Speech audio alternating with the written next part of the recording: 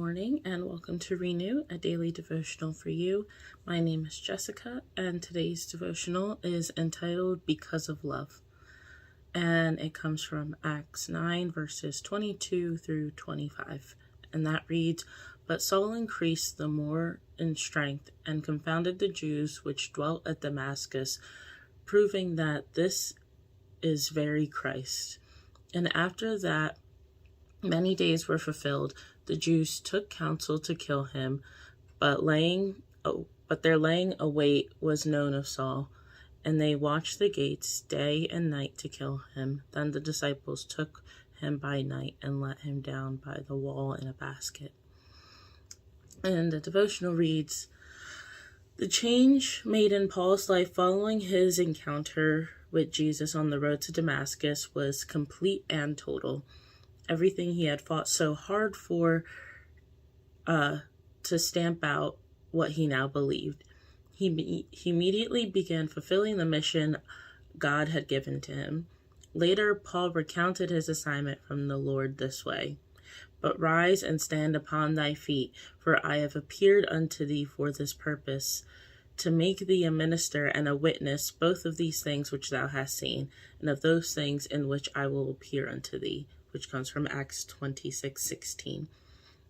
God did not promise Paul things would be easy or simple, or that his preaching would be well received.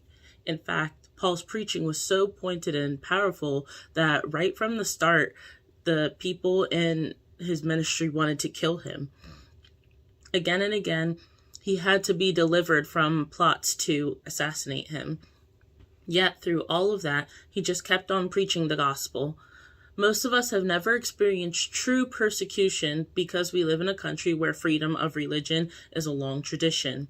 However, God does not promise us that freedom. In many countries around the world, people are being beaten, jailed, and even killed because of their faith. Now, of course, we are not to seek out persecution, but we should determine how to remain faithful if such trials were to come to our lives. And it is for us to remain faithful today, regardless of any trials we may face. The reason Paul was willing to keep going despite the cost was that he loved because of the love that he received from the Lord and the love that the Lord had for him, and the love that Paul had for the Lord.